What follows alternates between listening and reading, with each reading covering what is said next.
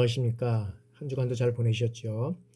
정부에서는 이제 11월 1일부터 코로나 바이러스에 의한 감염병을 이제 위드 코로나 시대로 이제 변형을 하면서 보니까는 많은 이제 또 상가나 또 소상인들이 활성화될 것을 기대하고 있습니다.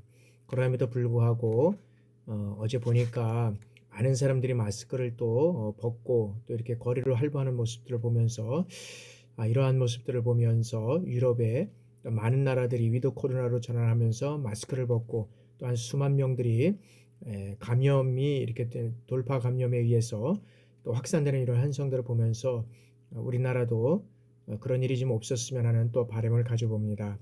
여러분들 아무쪼록 군대에서 근무하면서 코로나 위드 시대, 즉 위드 코로나 시대가 되더라도 마스크를 잘 착용하셔서 한 명도 이런 돌파 감염병에 감염되지 않도록 주의하시기 바랍니다. 특별히 또 우리 군인들은 얀센을 접종을 했잖아요. 백신을 접종함으로 인해서 이제 11월 달서부터 또 우리가 3차 접종을 실시해야 되는데 그럼에도 불구하고 여러분들한테 건강관리 잘 유지하셔서 건강하게 또 군에서 전역하시고 앞으로 좋은 그런 계획, 좋은 일들이 많이 있기를 기대하면서 이제 강의를 진행하도록 하겠습니다.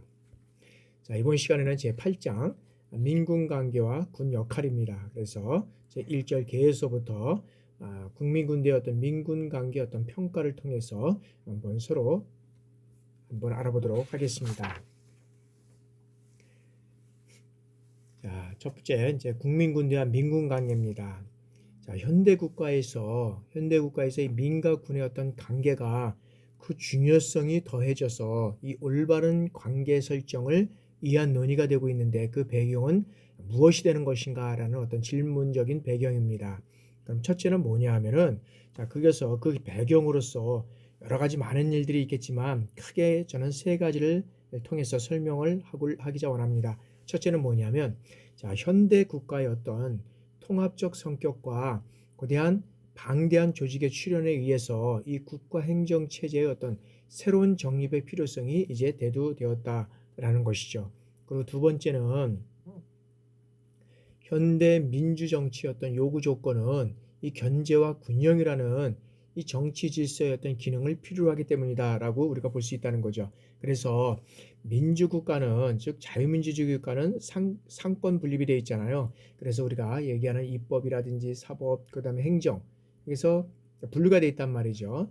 그래서 이것이 분류가 되어 있는 것을 왜 분류가 되냐 서로 견제와 균형을 유지하기라고 하는 거거든요. 이것이 안 되면 어떻게 됩니까? 이 독재 국가가 되는 거죠. 독재국가 되는 거죠. 그래서 우리가 예를 들어서 소련 러시아는 이제 구소련이 이제 붕괴가 됐고 그다음에 이제 뭐 중국이라든지 그다음에 우리와 이제 남북 관계에 되어 있는 북한 같은 경우에는 실적으로 보면 이 어떤 면에서 보면 자유민주주의 국가가 아니기 때문에 입법, 사법, 행정이 분리된 것이 아니라 공산당이 모든 것들을 그것을 다 주도해 나가기 때문에 독재국가, 사회주의 국가라고 하지 않습니까? 그래서 자유민주주의 국가는 이러한 견제와 균형이 잘 조화되기 위해서는 여러 가지 이런 입법, 사법, 행정이 균형과 조화를 잘 이루어갈 때 이런 어떤 정치 질서가 이제 필요하기 때문에 이러한 것이 이제 새롭게 대두된 배경이다라고 우리가 보면 되고요. 자, 현대전에 이 총력전 속성에 비춰서 민군화합과 협력을 극대화할 어떤 시대적 사명이 이제 대두됐다는 거죠. 그래서 현대 사회에서 이 군대의 어떤 존재 의의가 뭐냐라고 우리가 보면 여기에서는 대외적으로는 어떻습니까? 국가 주권을 수호하고 그다음에 어떤 국민의 생존권, 이 안전을 보유하고 그다음에 이 대내적으로는 정, 정치 체제의 안정과 그다음에 사회 질서의 어떤 유지 이런 것들을 우리가 이제 어떤 군대의 존재의로서 목적으로서 이런 어떤 활동을 한다라고 우리가 보면 되는 거죠. 그래서 따라서 이 세계 각국은 자국의 안전 보장을 위해서 고유의 어떤 군대 조직을 여기는 보유하고 있다라고 우리가 보고 있다는 거죠. 그래서 자국의 안전 보장을 위해서 우리도 최초도 안전 보장을 위해서 군대를 뒀는데 그 군대가 다시 어떤 면에서니까 민을 어떤 면에서는 통제하고 억압하는 이런 것이 또 이제 대두되는 이런 현상들이 되고 있다는 거죠. 그래서 실질적으로 보면 여기에서는 여러 가지 어떤 그런 민군과의 어떤 올바른 관계를 설정을 하게 있는데 그 배경이 뭐냐면 요 세 가지 이제 배경을 통해서 이루어져 간다라고 우리가 이제 보시면 될 것 같습니다. 자, 군대 조직은 이런 어떤 군대 조직은 자, 오늘날 국가 체계의 어떤 하위 체계로서 국민 사회의 어떤 각 분야와 이 연관성을 맺고 있다는 거죠.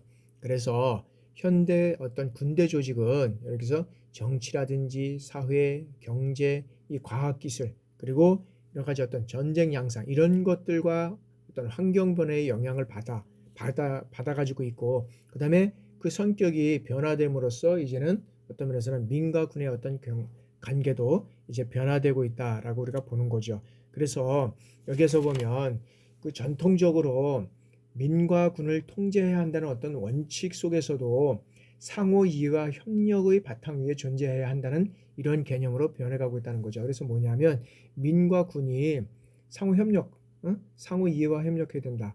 상호 이해와 협력을 해야 된다. 이 바탕 위에서 존재해야 된다는 거죠.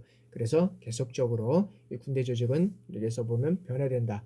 그래서 오늘날 대한민국은 민주화의 어떤 안정적 제도화와 통일 국가를 향한 어떤 발전적 이행을 하고 있어서 여기에는 바람직한 군의 위상 정립이라든지 이 바람직한 군의 어떤 위상 정립이라든지 민군 관계의 어떤 재정립 문제를 해결하기 위한 진지한 노력이 여기에서는 이제는 따라야 된다라고 본다는 거죠. 그래서 여기서는 민군 관계의 어떤 일반 이론을 바탕으로 해서 한국의 이 민군 관계의 어떤 변천 과정이라든지 한국 민군 관계의 어떤 정립 방향을 이제는 새롭게 정립할 이러한 시기가 되지 않았나라고 이제 우리가 보고 있다는 거죠.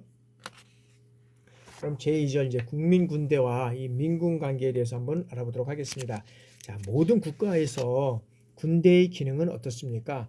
그 나라의 어떤 안전 보장을 유지하는 데 있다라고 우리가 볼 수 있습니다. 그래서 아까도 얘기했지만 대내적인 대외적인 것으로 우리가 나눠서 얘기를 했잖아요. 그러나 실질적으로 보면 그 군대의 기능은 그 나라의 안전 보장을 유지하는 데 있다라고 보는 거죠. 그래서 여기에서는 이제 우리가 의병군을 이제 우리가 먼저 한번 알아보겠는데 자, 고대 국가나 현대 국가에서 군대의 어떤 존재는 뭐냐면 절대적인 것이 이 어떤 면에서 보면 절대적인 것이 되어 왔고 오늘날도 그것은 변함이 없다라고 볼 수 있다는 거죠.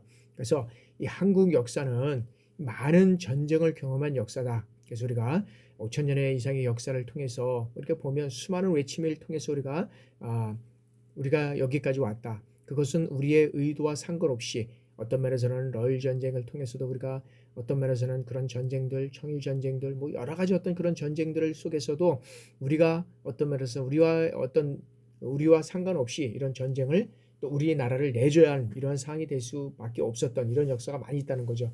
그래서 그 역사는 수많은 어떤 외침으로 전철되어 왔다. 그러나 국가가 위기에 처해 있을 때마다 이 국가를 지킨 것은 뭐냐면 의병군, 그다음에 독립군, 그리고 강복군으로 발전하는 이 국민군대 그리고 민병군대라고 하죠. 국민군대로서 싸워 이겨서 국가를 지켜나갈 수 있었고 여기까지 이르렀다라고 우리가 볼 수 있다는 거죠. 그래서 여기서는 국민군대와 민군 관계에서는 우리가 이제 세 가지를 알아볼 겁니다. 이 의병군, 그다음에 독립군, 그다음에 광복군 이거를 통해서 우리가 세 개의 어떤 그런 민군군대, 민군병대 어떤 국민군대로서의 어떤 민군병대 군대를 우리가 알아볼 것입니다. 그래서 우리가 이제 의병군을 얘기를 했고 그럼 의병이란 뭐냐? 자, 나라가 위태로울 때 여기에서는 의병이라 하면 여러분들 어떤 생각이 떠오르시나요? 시절로 보면 여기에서는 나라가 위태로울 때 이 국가의 명령이라든지 소집을 기다리지 않고 이 명령이나 소집을 기다리지도 않고 자발적으로 이제는 나가서 싸우는 거죠.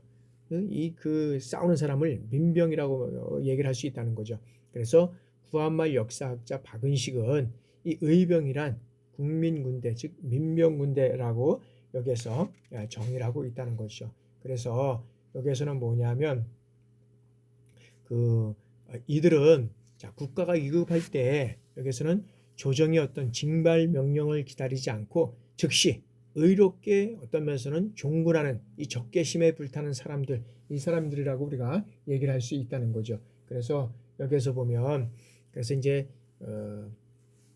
그 1905년 을사조약 이후 1907년에 이제 강제 해산당한 어떤 한국군, 어떤 여기서는 대한제국군대의 어떤 사례를 우리가 한번 살펴보겠는데, 여기에서 보면 자 1905년에 을사조약 이후에 이 날로 격화되어 갔던 어떤 의병들의 항일 전투는 이제는 이 1907년 8월 1일에 일본 제국의 침략에 의해서 강제 해산당하게 됩니다. 그래서 이 한국군은 대한제국군이 의병부대와 합류해서 이제는 의병 전쟁을 주도함으로써 전국적이며 그다음에 전민족적인 규모로 이제는 확산되는 이러한 어떤 일로가 이제 되게 되는 거죠. 그래서 군대 해산은 1907년 8월 1일 새벽부터 이제 단행되게 됐는데, 이때 병력은 어떻게 되냐면, 자, 한국 독립운서 기록에 의해서 이제 우리가 이제 살펴보니까, 자, 서울의 장교가 336명, 사병이 9,460명, 진위대 장병이 4,270명, 총 14,066명이 여기에서는 어떤 면에서 보면 새벽에 여러 가지 어떤 그런 그 군대 해산이 이제 강제적으로 이루어졌다는 거죠. 그리고 1907년 8월 1일에 대한제국의 군대가 해산된 후부터 48년 대한민국의 어떤 군대가 창설되기 전까지 무려 41년간이란 이 군대의 공백이 생기게 되었다는 것입니다. 그래서 이 공백 기간에 어떤 면에서는 민병군대로 편성된 이 국민군대의 역할은 대한민국 군대의 어떤 창설의 이 초석이 되었다라고 우리가 볼 수 있었다는 것입니다. 그래서 이 의병군은 초기에는 보수적인 양반과 어떤 유학자가 중심이 돼서 이 의병 전쟁을 수행했습니다.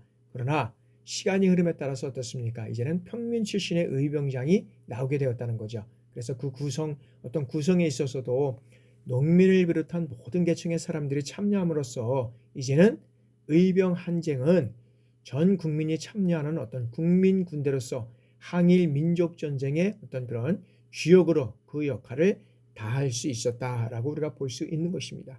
그리고 자, 외적의 침입으로 인해서 국가가 위기에 처했을 때 이 진충 보국의 의병 정신을 통해서 발휘해서 나라를 구했고, 이러한 정신은 이 독립군과 강북군에 이제는 계속적으로 어떤 면에서는 계승돼서 오늘날 대한민국 어떤 국군 정신으로 발전되어 오고 있다라고 우리가 보고 있다는 것입니다. 그래서 따라서 1910년 한일 합병 후에도 의병한 거는 어떤 면에서는 계속되었고, 국내에서도 이 사람들의 활동이 좀 어렵게 됐잖아요. 그러다 보니까 어떻게 됩니까? 점차적으로 이제 쇠퇴해져 가죠. 그리고 그 저항의 뿌리는 이제는 어디로 옮겨갑니까?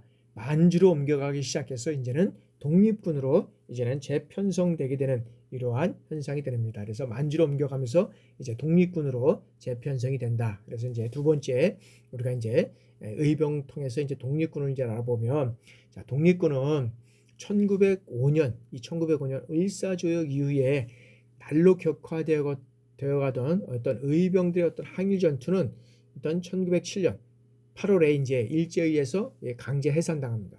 그래서 한국군, 이 대한제국군대의 어떤 의병부대에 합류해서 이제 의병 전쟁을 주도함으로써 전국적이며 전민족적인 이제 규모로 확산되게 된다는 겁니다.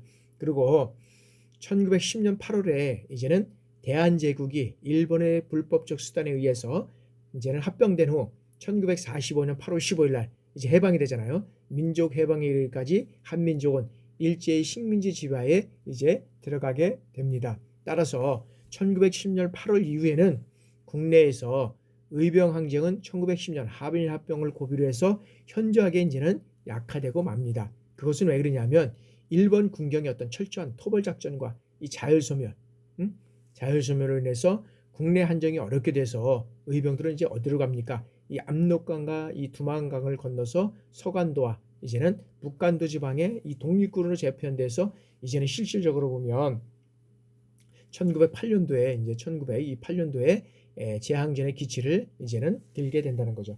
그래서 실적으로 보면 여기서 우리가 서간도, 북간도라고 하는데, 실적으로 보면 크게 우리가 이제 이렇게 보면 여기에서 보면 뭐 여기는 러시아고, 그다음에 여기를 보면 이제 연해주가 이제 있잖아요. 연해주가 있고, 그다음에 이제 여기 연해주를 기점으로 해가지고 그래서 보면 여기 만주가 있습니다. 또 만주. 그다음에 여기 만주네, 여기는 하얼빈, 그다음에 어떤 지린, 그다음에 단동. 그렇게 해서 우리나라가 이렇게 또 이렇게 이제 있고요. 그다음에 여기는 이제 중국이죠. 베이징. 이런데 그래서 여기에는 여기 어떤 면에서 보면 그 하얼빈 있는 쪽 밑에 하얼빈 있는 쪽에 여기가 이제 북간도고 그다음에 이제 여기 단동 있는 이런 쪽 단동에서 조금 여기에 지린 있는 쪽하고요. 여기가 서간도라고 우리가 할 수 있습니다. 그래서 우리가 실적으로 보면 만주까지 어떤 이렇게 뻗쳐나간다 그러면 우리나라는 여기서부터 이 조그만 요 나라에서 만주까지 이렇게 펼쳐 나간다 그러면 진짜 엄청난 우리나라의 어떤 국력이 대단한 그런 상황이 되지 않았나 싶은 겁니다. 그래서 참 아쉽기도 한데 그러나 우리가 또 어떤 면에서 보면 현재도 이 정도까지 된 것도 우리가 소식적으로 보면 여러 가지 부족하고요. 또 나름대로 아쉬운 점은 있지만 그럼에도 불구하고 이제는 전쟁이 아닌 이러한 서로가 이 나라를 지킬 수 있는 우리 국방력이라든지 어떤 외교력, 그다음에 경제력 이런 것들이 뒷받침되어 나가야 할 것이다라고 우리가 봅니다. 자, 그래서 이제 여기에 이제 보면은 자 경기 강원 지방에 여기에서 보면 이제 이런 것들을 통해서 보면 의병장이 있습니다. 그래서 여러 가지 각 지역별로 의정단이 있는데 그 의병장은 누구냐면 이제 유인석입니다.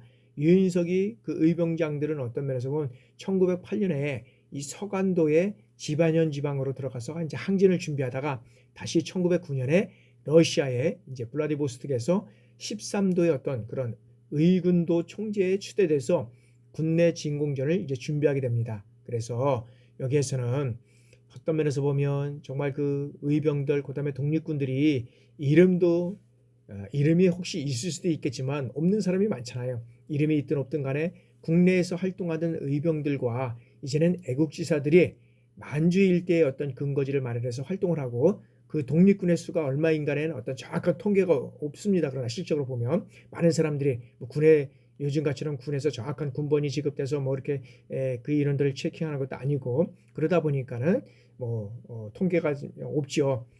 그래서 어떤 이민의 추세나 어떤 단편적인 자료에 의해서 약 한 3만 명 정도가 되었다라고 우리가 볼 수 있다는 거죠. 그리고 지역별로 이렇게 한번 보면 서간도에는 어떤 서로 군정서, 북간도에는 불로 군정서 이런 것들이 있었는데 이는 임시정부의 어떤 개통이 이제라고 볼 수 있다는 거죠. 그러나 각 독립단체를 각 군정서가 장악할 능력도 없었고 또한 모든 여건이 허락하지 않았다는 겁니다. 그래서 여기에서는 각 독립군은 처음에는 어떻게 됩니까? 일정한 근거지에 활동하시나 나중에는 각지를 전전하면서 싸워야 했고 그다음에 제일 중요한 거는 일본군의 어떤 토벌작전을 피해서 자주 이동하게 되었다는 거죠. 그래서 이 만주와 그다음에 연해주로 편성된 독립군은 이 군사적 배영에 힘싸우다가 이제 1919년 3.1운동이 일어나고 수많은 이런 애국지사들이 모여들자 이제는 어떻게 됩니까? 독립운동 지도자들을 이제는 각기 독립단체를 조직하고 그다음에 거기에 소속된 독립군을 편성해서 이제 본격적인 독립전쟁을 이제는 전개하게 되는 겁니다. 특히 이제 그 3.1운동을 전후해서 국내외에서 이제는 전기 군사 어떤 정규의 군사 교육을 수료한 어떤 군사 전문가들로 이제 몰려들므로써 독립군의 활동은 이제 활기를 띠게 된다는 겁니다. 그렇게 된다 그러면 이제는 자 독립운동의 발상기가 10여 년이나 오래 걸리게 된 이유는 뭐냐라는 거죠. 왜 그렇게 오래 걸려서 이런 어떤 그 독립이 됐느냐 이렇게 한번 보면 자 생활의 기반을 잡기 위해서 헐벗고 굶주리면서 이 기와 우선적으로 싸워했다는 거죠. 우리나라에 독립을 하는 사람들이 거기에 무슨 뭐 돈이 많이 있었겠습니까? 우리나라처럼 지금처럼 무슨 기업이 발달해서 뭐 돈을 주는 것도 아니고 다 폐허된 그런 어떤 그런 그 대한민국 거기에서 독립운동을 한다는 것은 사실은 헐벗고 굶주림에서 어떤 제일 중요한 거는 먹는 거예요. 기아에 우선 싸워야 했다는 거죠. 그리고 이민들의 대부분 문명자였다는 거죠. 그리고 여기에는 그래서 문맹자들이다 보니까 뭘 우선적으로 했냐면 민족 교육이 앞서 했다는 거죠. 따라서 이 선구자들은 먼저 이 교육 사업에 전념했다는 거죠. 교육 사업. 그런 측면에서 우리 이제 경민학원도 이런 어떤 면에서 보면은 독립은 제2의 운동이다 그런 것들을 어떤 기치를 내세우고 이제 세워진 학교가 아닙니까? 그리고 자 생활의 터전과 교육의 어떤 그런 이제 교육의 기틀이 잡히자 의병장들은 뭐 합니까? 이 동지를 규합하고 그다음에 청년을 조직해서 이제 지역 단위로 활동 단체를 이제 만들게 됩니다. 그리고 여기에서는 자, 군 자금을 마련하기 위해서 실질적으로 보면 이제 어떤 면에서는 이 무장 그 이 군 자금을 마련하기 위해서 실질적으로는 뭡니까 무기를 구입해야 되는데 실적으로 보면 이 무장부대를 훈련시켜야 하기 때문에 무기를 구입하는데 실적으로는 군 자금이 어려운 그런 처지가 있었다는 거죠.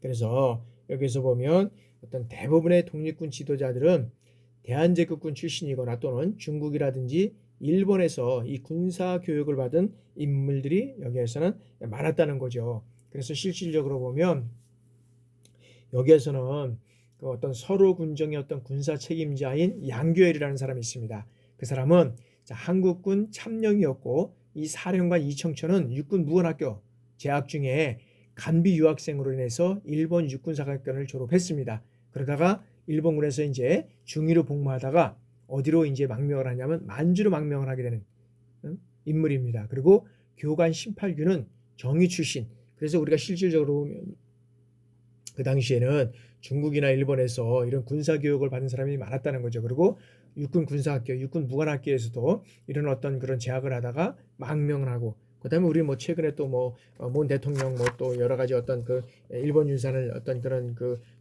청산한다 뭐 이렇게 얘기를 하고 있지만 실적으로 그 당시에는 그러한 교육을 받은 사람들이 또 이러한 역할, 이러한 일들을 해왔다는 것을 우리가 또 잊어버리면 안 될 것 같습니다. 실적으로 보면. 그러나 이 청산리 정투를 주동한 이 북로군정에서도 총사령관이 누굽니까? 김자진입니다. 이 김자진을 비롯해서 뭐 조성환이라든지 이장년, 나중수, 홍충이 뭐 여러 가지 어떤 인물들이 있는데 이 한국군 장교 출신이었다는 거죠. 그래서 이 의병 전쟁에서 독립 전쟁으로 그 맥이 이어진 데 대해서는 여기는 대한제국의 어떤 장교 출신들이 그 가교 역할, 가교가 되었다는 거죠. 특히 이후에 전개된 어떤 독립 전쟁은 한국군 출신 장병들에 의해서 이제 주도되었다라고 우리가 볼 수 있다는 겁니다. 그리고 만주와 연해주에 그 독립운동 기지를 건설한 독립군 부대들은 부대의 어떤 정비에 주력하면서도 다른 한편으로는 뭘 했냐면 이 독립군 양성을 위해서 교육에 적극적이었다는 겁니다. 그래서 그 대표적인 것이 뭐냐면 군사교육 전문기관인 신흥무관학교가 이제 1910년에 항일운동을 위해서 이제 식민의 지도자를 설립해서 이제 독립군 양성의 어떤 중추적 역할을 했다는 것입니다. 그리고 1920년 8월에 이제 폐교될 때까지 총 3,500여 명의 어떤 독립군 기관 요원을 길러낸 이러한 어떤 그런 신흥무관학교를 우리가 또 예를 들지 않을 수밖에 없습니다. 그래서 일본군 육사 출신인 그 당시 육사 출신인 이청천이라든지 김경천, 그다음에 중국 육군 그 강부당 출신인 이범석, 그리고 대한제국군 장교였던 신팔균 이런 것들을 합세하면서 명실공히 독립군의 어떤 사관 양성 기간을 다할 수 있다는 겁니다. 그래서 그 당시에 우리가 한일 문화 여러 가지 어떤 그런 한일의 어떤 그런 유산을 청산하자 했지만 실적으로 보면 이러한 쪽에서 우리가 보면 이러한 일들을 많이 이루어간 것도 한편으로서 우리가 잊어서는 안 된다라는 거 우리가 볼 수 있다는 거죠. 자, 그러면 자, 정신교육은 구국군대의 어떤 구국대를 설명하는 어떤 목표로서 여기에서는 어떤 그런 목표를 가지고 했느냐 하면 자, 불의의 반항정신, 그 다음에 임무의 희생정신, 그 다음에 체력단련의 필승전신, 난고의 인내정신, 그 다음에 사물의 연결정신, 그 다음에 건설의 창의정신, 뭐 이런 것들이 이제 오늘날의 어떤 국군의 정신과 사명에 이제는 이러한 계승되는 상황이다라고 우리가 볼 수 있다는 거죠. 그래서 독립운동의 어떤 단체라든지 독립군을 막론하고 그들이 활동할 수 있었던 근거지는 뭐냐면 자치구를 형성해서 동포들이 내는 이른바 어떤 세금으로서 재정을 마련해서 존속할 수 있었다라는 것입니다.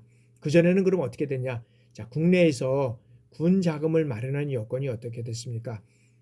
형성되어 있었으나 일제 어떤 탄압으로 인해서 이제 모든 연락선이 단절되고 결국 독립군의 어떤 제만 동포 사회에 의존할 수밖에 이제 없었다는 거죠. 그러면 당시에 여러 가지 어떤 당시 독립군의 어떤 문제를 살펴보면 어떤 문제들이 있었나 한번 살펴보도록 하겠습니다. 자, 첫째는 뭐냐면 자, 독립군의 활동은 어떻게 됩니까? 점차적으로 쇠퇴해 갔다는 거죠. 왜 그러냐면 자, 일본 군경의 어떤 세력은 더욱 증가되고 그다음에 토벌 작전이나 이런 것들을 통해서 여기에는 독립군 활동은 점차 쇠퇴해가고 돼가고 있고요. 그다음에 두 번째는 독립군의 어떤 보충과 재정이 뒷받침되어 어려웠다는 거죠. 그러다 보니까 어떻게 돼요? 활동이 점차 쇠퇴해갔다는 거죠. 따라서 동포들의 안전보호가 어려워졌다는 거죠. 그리고 세 번째는 자, 독립운동자들이 어떤 일제의 어떤 강기에 넘어가게 되는 거죠. 그러다 보니까 이 변절자가 속출했다는 거죠. 그래서 이 독립군의 어떤 활동 변경이 축소되고 동포사의 어떤 조직적인 총괄이 불가능하게 됐다는 거죠. 그리고 여기에서는 자, 만주 행정당국이 이제는 점차적으로 어떻게 됩니까? 일제의 탄압을 받고 우리 동포에 대한 어떤 박해를 가했는데 이는 일본군이 한중일 이 이간책을 통해서 획책한 것이다 라고 우리가 볼 수 있다는 거죠. 그래서 한국과 중국 간의 어떤 만주나 이런 쪽에서 계속 독립운동 이런 것들을 지금 진행을 하고 있고 준비를 하고 있다 보니까 계속적인 이간책을 통해서 박해를 가하는 이런 추세가 있다는 거죠. 자, 이상과 같은 문제를 해결할 수 있는 방법은 뭐냐? 오직 독립운동 단체의 어떤 통합이었다는 거죠. 그래서 여기는 이제는 제만 동포들 이 여망이기도 하는 이 통합을 해서 이뤄갈 수밖에 없었는데 그것 또한 여기에서는 넉넉지 않다는 것이죠. 그래서 여기에서는 어떤 게 되냐면은 자, 이 단체의 어떤 성격을 보면 여기에서는 여러 가지 어떤 그 성격을 보면은 여기에서 보면은 이제 어떤 것이 있냐면 그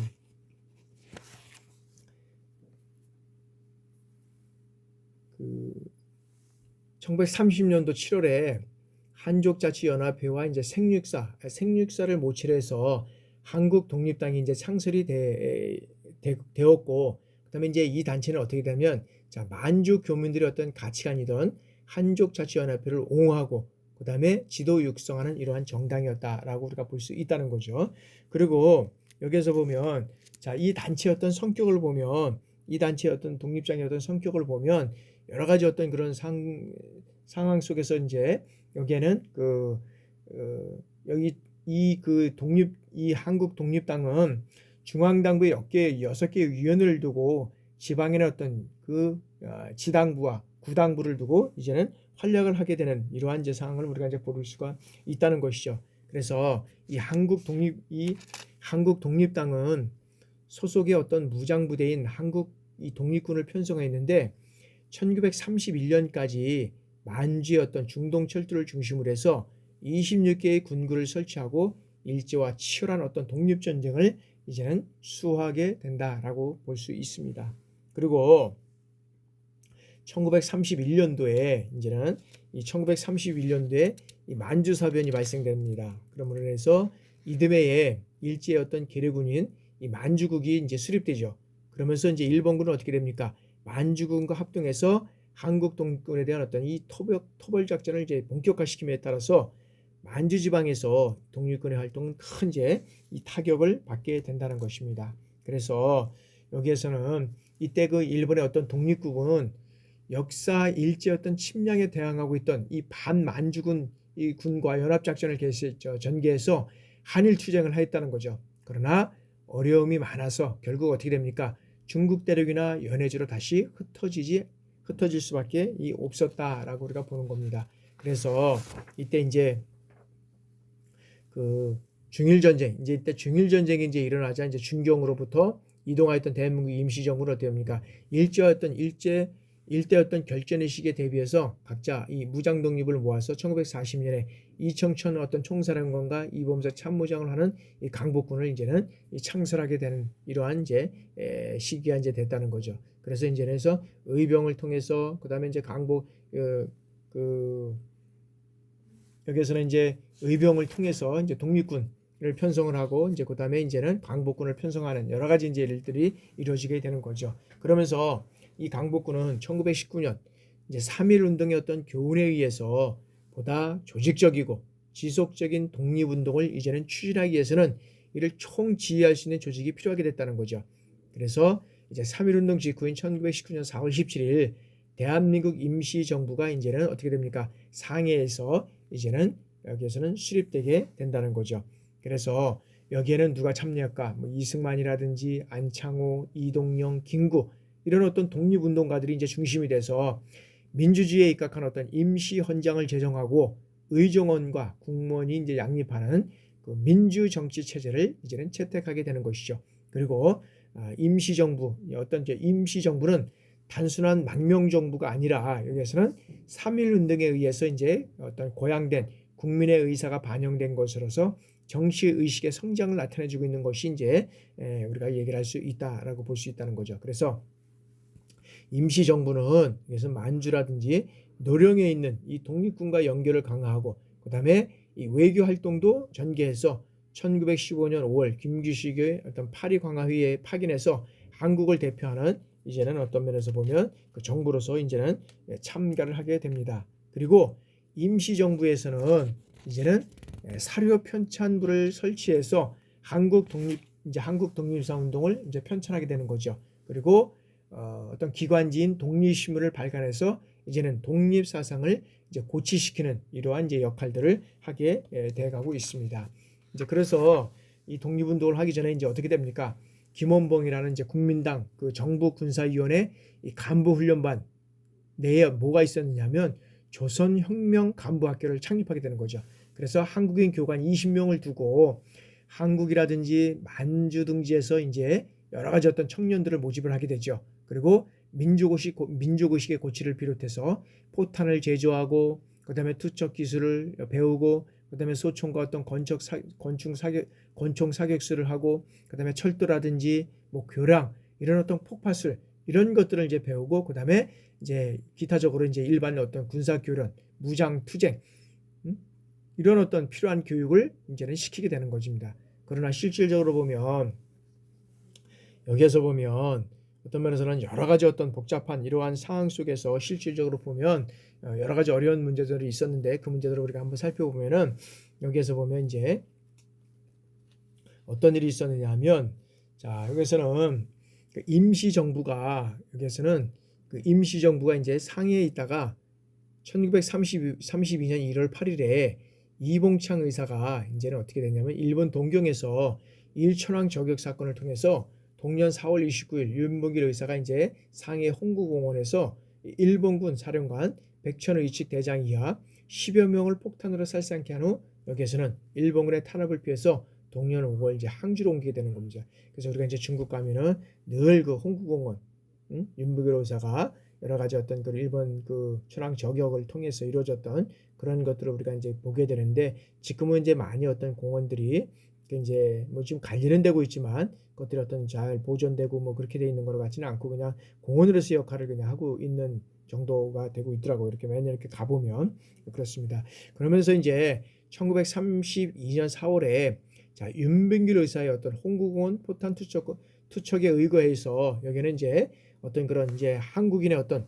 저항 정신이 이제 중국인들에게 어떻게 됩니까? 높이 평가되면서 이제 장개석 군대, 이 장개석이라든지 그다음에 중국 국민당 정부에서 이제 이 요원들의 지원을 받게 돼서 임시정부 간부위원을 양성하게 이제 되는 것입니다. 그래서 중국의 지원을 받아서 실적으로 보면 임시정부의 어떤 간부위원 양성을 이제는 시작하게 되었다라고 우리가 볼 수 있다는 거죠.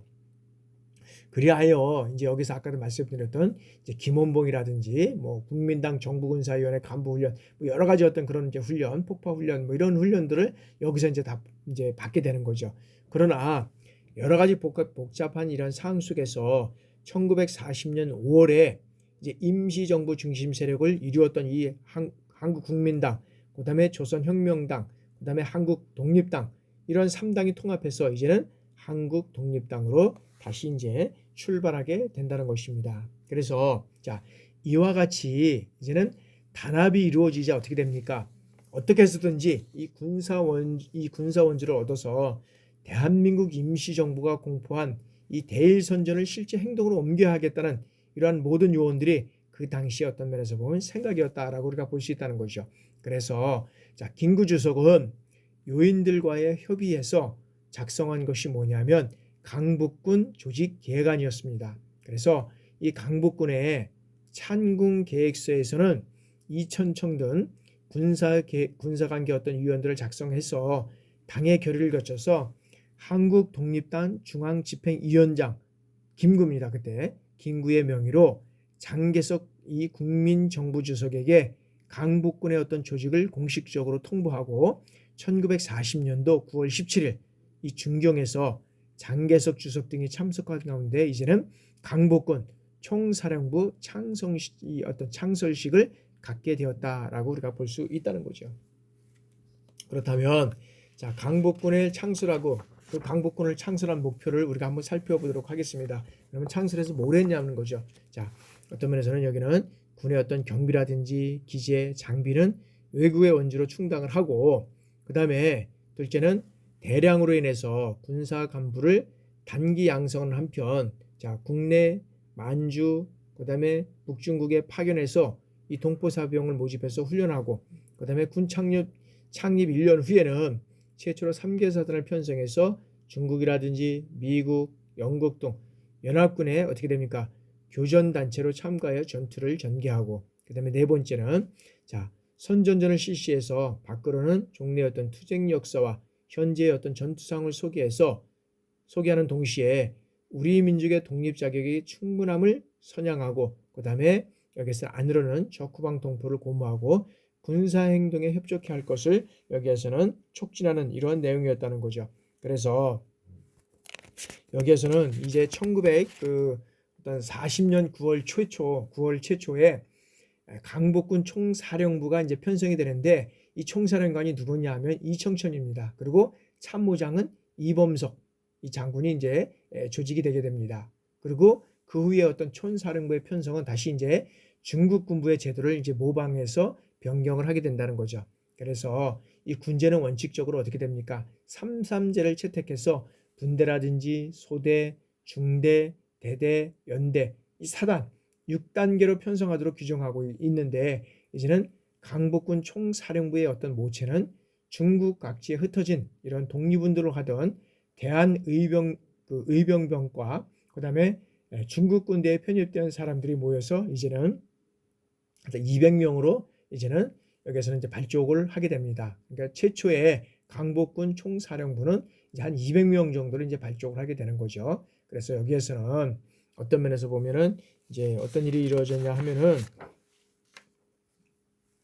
자, 강복군에는 자, 만주와 여기에서는 연해주에서 활동하던 이 독립군과 그 다음에 각지에서 독립운동을 전개하고 있던 이 한국 청년, 그리고 일본군의 강제로 징병되었다가 이 탈출한 사람들이 이제 가담을 하게 됩니다. 그리고 이미 1938년에 이제 결성돼서 중국 각지에서 일본군에 항전하고 있었던 김원봉의 어떤 조선 의용군대도 이제는 강복군에 이 편입을 하게 되는 거죠. 그리고 조선 의용되었던 편입에 의해서 군사 통일의 실현은 어떻게 됩니까? 강복군의 어떤 학대뿐만 아니라 이젠 뒤이어서 정치 통일을 이룩하고 임시정부의 어떤 민족연합정부로서는 이제 개편과 통일을 가져오게 되는 것이죠. 그리고 그동안 양성된 간부들은 어떻게 됩니까? 자, 중국군 장교로 복무하거나 이제는 특별 공작을 전개해서 일본군 전선을 교량시키는데 이제 크게 공헌을 하게 된다는 거죠. 그리고 강복군의 간부들은 어떻게 됩니까? 독립전쟁에서 이 주도적인 역할을 수행하게 됩니다. 따라서 이 강복군 총사령부 창설 1년 만에 이 강복군은 300여 명의 인원을 확보하게 돼 따라서 이제는 어떻게 됩니까? 강복군 조직 계통을 이제 총사령부 3개 지대로 이제는 편성을 하고, 그다음에 임시정부는 1941년 11월에 건국강령을 공포해서 임시정부의 어떤 정치 이념과 노선을 이제는 제시하게 됩니다. 이렇게 해서 이 강복군은 어떻게 됩니까? 실제 활동에 들어갈 태세를 갖추었고, 일부는 이제 활동을 개시를 하게 되는 겁니다. 그러나 이 임시정부와 강복군의 어떤 활동 규모를 제한한 가장 큰 요인, 이 요인은 뭐냐라고 봤을 때는 이제는 어떤 면에서는 재정 문제라는 거죠. 재정 문제. 재정 문제. 그래서 우리가 재정 문제도 크게 보면 여러 가지 그냥 강복군의 의병대도 마찬가지고, 그런 걸 조직하고 이뤄가려고 그러면 돈이 있어서 어떤 그런 것들을 무기도 사고 훈련을 시켜야 되는데, 그러지 못한 어떤 기아와 먹고 사는 굶주림에서 우리가 싸워야 하는 이러한 시대를 겪으면서도 강복을 우리가 잊지 않고 통일을 그날까지도 우리 어떤 선조들이 그런 역할을 했다라는 것을 우리가 잊지 않고 이 나라를 끝까지 지켜야 되지 않을까라는 생각을 합니다. 그래서 자, 재정 문제였는데 이거는 1941년 12월에 미일 전쟁이 일어나기 전까지 이 재정은 어디에서 국내외 어떤 동포, 그다음에 임시요원의 어떤 국익부로 이제 충당해 왔는데 이 재정난을 이제는 타개할 수도 사실 없었다는 거죠. 그래서 항복군은 참 어려운 문제를 이제는 겪게 되는 겁니다. 그래서 이 항복군의 어떤 그 한국의 강복군의 공약을 우리가 한번 살펴보면 여러 가지 어떤 문제, 뭐 그 시대의 상황에서 이런 것들을 공포한 거기 때문에 공약을 내세운 거기 때문에 그런 것까지 했냐라고 할 수도 있겠지만 그 시대는 얼마나 정말 위중한 시기였습니까? 얼마나 정말 통일을 얼마나 보면은 독립을 원하는 그런 추세에 이루어져가 있느냐를 우리가 볼 수 있는 거가 아닌가 생각을 합니다. 그러니까 간단하게 한번 살펴보면 자, 1조는 자, 무장전 행동으로 해서 적의 침탈 세력을 박멸하려는 한국 남녀는 자, 그주의 어떤 사상여를 막론하고 한국 강복군의 군이 될 의무와 권리가 유함에 있다. 2조는 자, 한국 강복군의 군인된 자는 대한민국의 건국강령과 한국 강복군 지도 정신에 위배되는 군 내에 선전하고 조직함을 부득한다. 제3조는 대한민국의 건국강령과 한국 이 강복군 지도 정신에 부합하는 당의 당강, 이 당책, 그 다음에 이것을 가진 당은 국내에서 선전하고 조직함을 득한다. 제4조는 한국 강복군의 정신과 행동을 통일하기 위하여 군내 일종 이상의 어떤 정치 조직을 취함을 여기에서는 불허한다. 라는 어떤 이러한 그 공약을 여기에서는 내세워서 이러한 어떤 그 역할을 이제 해오고 있다는 거죠. 그래서 여기에서는 자, 그 임시정부는 중국 정부의 어떤 경비 원조금에 의존하게 됨으로써 이제 강복군에 대한 어떤 중국 군사위원회는 장교를 강복군에 파견해서 강복군의 활동을 간섭 및 규제하고 있었다는 거죠. 그러나 임시정부와 이 강복군은 좌절하지 않고 어떻게 했습니까? 1941년 12월 28일 한국 강복군과 이 공약과 그다음에 이 강복군 이 서약을 만들어서 공포하고 이에 대응하게 이제 이르렀다는 거죠. 그래서 특히 이제 군인의 의무와 권리를 명시하고 정치 활동을 불허함으로써 군의 정치적 중립을 이제는 강조하게 되었다라고 이제 우리가 보고 있다는 거죠. 그러면 이제 이 강복군 이제 한국 강복군 서약을 우리가 한번 살펴보면 자, 이 내용입니다. 본인은 적성으로서 이 자열각항을 준수하고 만일 배서하는 행위가 있으면 군의 엄중한 처분을 감수할 것을 이에 선서합니다. 라고 하면서 이제 이 선서에 서약을 하게 됩니다. 자, 한국 강복을 위하여 헌신하고 일체를 희생하겠음. 대한민국의 어떤 건국 강령을 적실히 수행하겠음. 임시정부를 적극 옹호하고 법령을 전대 준수하겠음. 강복군 공약과 이 규율을 엄수하고 장관 명령에 절대 복종하겠다. 그 다음에 건국 강령과 지도 정신에 위배되는 어떤 선전이라든지 정치 조작을 군내에서 행치 않겠다. 이런 어떤 강복군 이제 서약을 하게 되면서 이 내용은 자, 강복군을 임시정부의 어떤 군대로서 발전시키고 그 다음에 대한민국 건국 강령의 이념을 여기는 이 강복군으로 편성해서 한국 독립당의 조직을 군내에 심어서 민주주의를 발전시키는 어떤 임시정부의 확고한 거리를 보인 것이 우리가 여기에서 보면은 한국 강복군의 어떤 서약이다라고 우리가 할 수 있다는 거죠. 그래서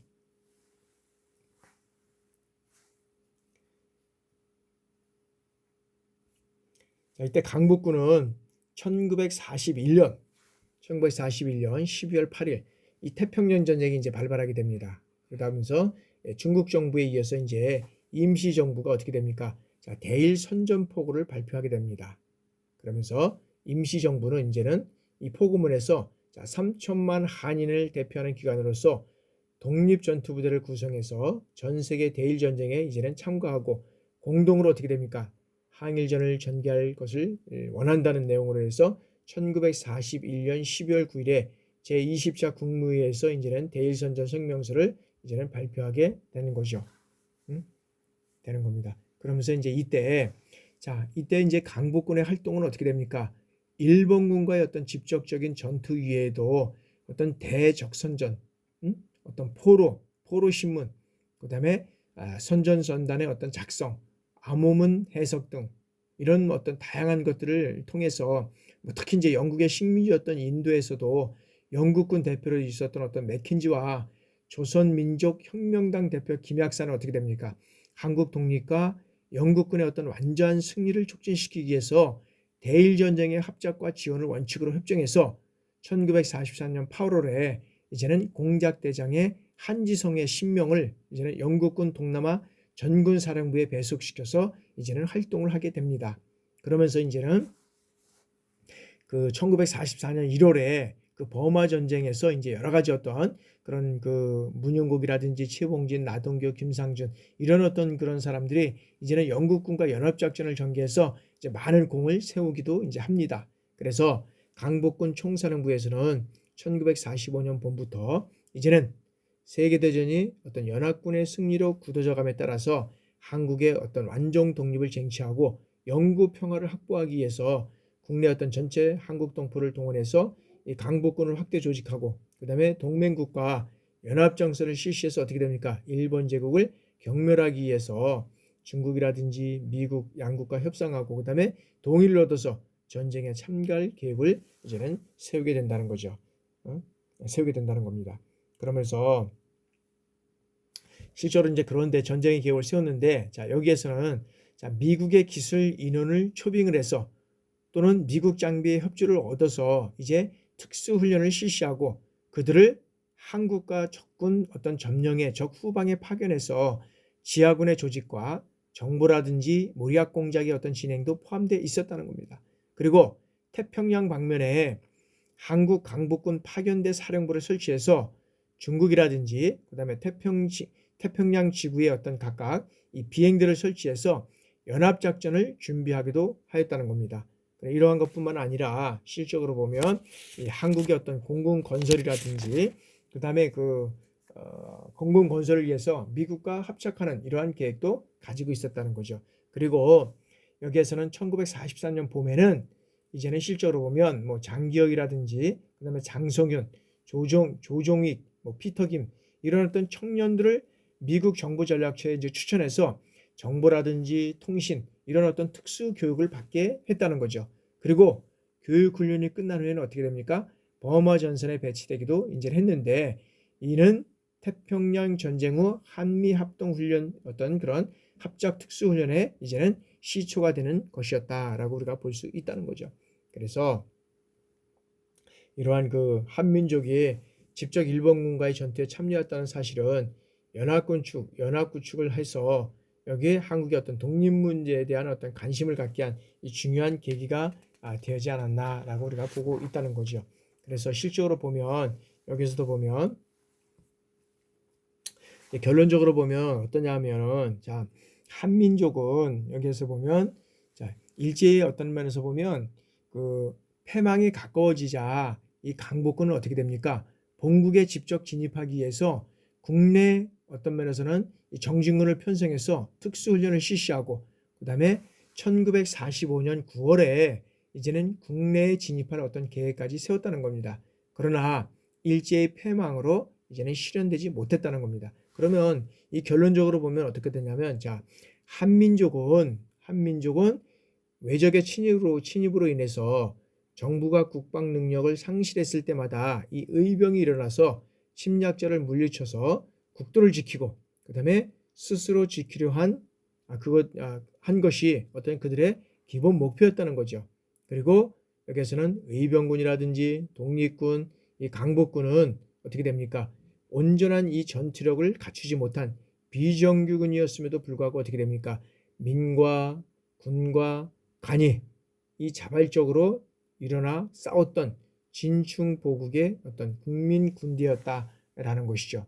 실적으로 보면 어떤 면에서는 그 외적의侵入로부터 인해서 정부가 어떤 국방 능력을 상실할 때 그때마다 이런 어떤 의병들이 일어나서 어떤 그런 군이라든지 다른 어떤 명령을 통해서 나가서 싸우는 그런 것이 아니라 정말 나라를 위해 지키겠다는 그런 순수한 어떤 그런 의병들이 일어나서 이 침략자를 물리쳐서 국도를 지키게 했다는 거죠. 그것이 기본적인 목표였고 그것이 의병군을 통해서 여기에서는 독립군, 광복군 이런 것들로 발전해 가면서 이제는 민군간이 자발적으로 일어나 싸우는 진충보국의 군대였다라고 우리가 볼 수 있다는 거죠. 그러면 따라서 의병전쟁의 정신과 이념은 어떻습니까?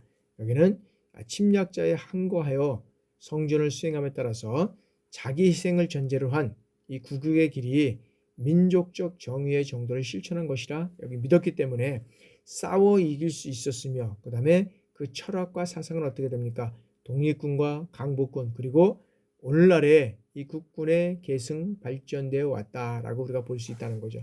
그래서 실질적으로 보면 이런 어떤 의병 전쟁의 정신과 이념, 이런 것들은 이런 면에서 보면 어떤 그런 민족의 정의를 실천하는 그러한 측면에서 정말로 적과 싸울 수 이길 수 있었다는 이런 어떤 그런 사상과 철학, 이런 것들이 이제는 독립군과 강복군, 그리고 오늘날의 우리 군의 계승 발전되어 왔다는 것을 우리가 다시 한번 깊이 간직해서 우리나라의 어떤 그런 이런 어떤 독립군과 강복군의 정신을 이어받아서 이 나라의 민족을 굳건히 세워나가는 그러한 것들로 이루어가지 않으면 안 되겠다라고 우리가 보고요. 이제는 여기서 잠시 쉬었다가 이제는 제3절 국민군대의 어떤 민군관계 평가를 우리가 알아보도록 하겠습니다. 실제로 잠시 휴식하고 이제는 3절에 대해서 진행해 나가도록 하겠습니다.